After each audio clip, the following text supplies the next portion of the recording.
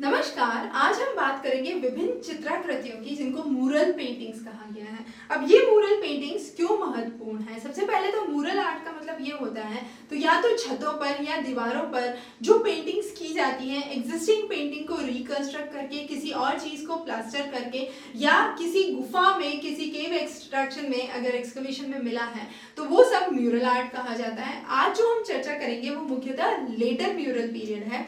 तो इसमें हम एक क्रोनोलॉजी समझेंगे कि सबसे पहले कौन आया और उसके बाद कौन आया। तो चालुक्य से लेके आपके नायका तक का पीरियड हम यहाँ पर समझेंगे और उसके बाद जो विभिन्न आर्ट फॉर्म्स आए थे अलग अलग पीरियड में उनको आज हम समझने की कोशिश करेंगे। तो सबसे पहले बात करते हैं चालुक्य डायनास्टी की। चालुक्य डायनास्टी की कैपिटल बदामी में थी, जो कि प्रेजेंट डे कर्नाटका है।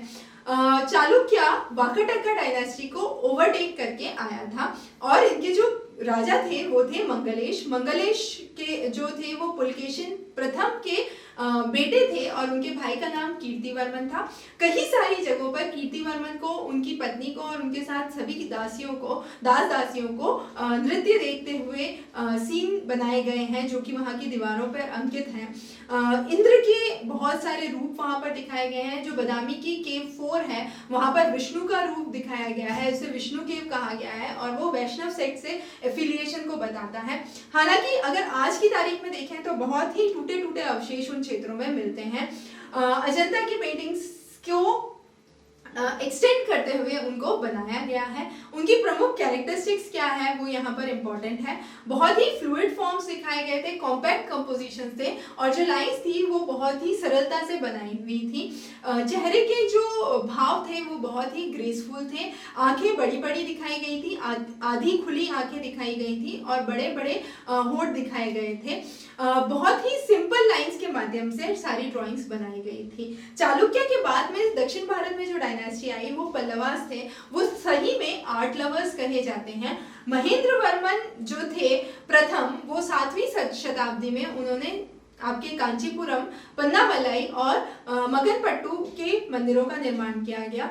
उनको कई सारे टाइटल्स से नवाजा गया है। जैसे उन्हें कहा गया है कि वो बहुत ही तीव्र दिमाग के थे, वो शेर या चीते जैसे एक आर्टिस्ट थे और बहुत सारे मंदिरों का निर्माण उन्होंने किया है। हालांकि उस समय हमें जो अवशेष मिलते हैं वो बहुत ही टूटी हुई और ब्रोकन अवस्था में मिलते हैं।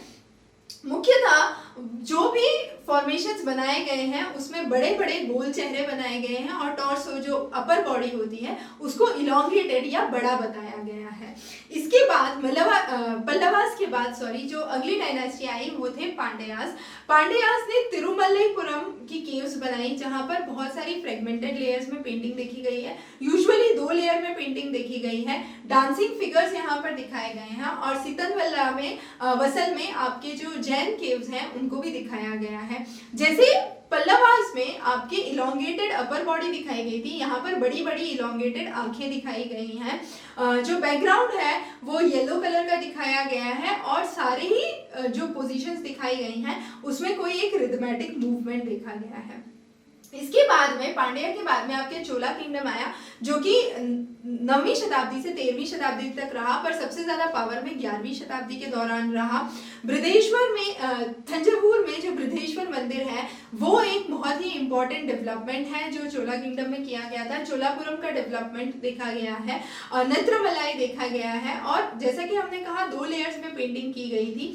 मुख्यतः जो भी नरेशन है वो शिव के अलग अलग रूप के पे दिखाए गए हैं। शिव नटराज की तरह दिखाए गए हैं, शिव कैलाश पर्वत पे दिखाए गए हैं और बहुत सारे डांसिंग फिगर्स भी वहां पर दिखाए गए हैं। जो ज्यादातर पेंटिंग्स हैं वो आपका जो विरूपाक्षा का मंदिर है वहां पर दिखाए गए हैं जहां पर रामायण और महाभारत की कहानियों को दर्शाया गया है। आंखों को बड़ा बड़ा दिखाया गया है और वेस्ट को पतला दिखाया गया है। तो ये विजयनगर का एक क्लासिक कैरेक्टरिस्टिक था। आंध्र प्रदेश में लेपाकशी की दीवारों पर बहुत सारे शिव मंदिर दिखाए गए हैं। मुख्यतः जो फिगर्स थे, जो ह्यूमन फिगर्स थे वो 2 डायमेंशनल थे, जबकि केरल आर्ट में हम देखेंगे ये 3 डायमेंशनल फिगर्स दिखाए गए हैं। विजयनगर के आर्ट को बाद में नायक पीरियड में अडॉप्ट किया गया। तो नायक की पेंटिंग जो कि 7वीं और 18वीं शताब्दी में मशहूर हुई उसमें मुख्यतः महावीर स्वामी की लाइफ के बारे में बताया गया।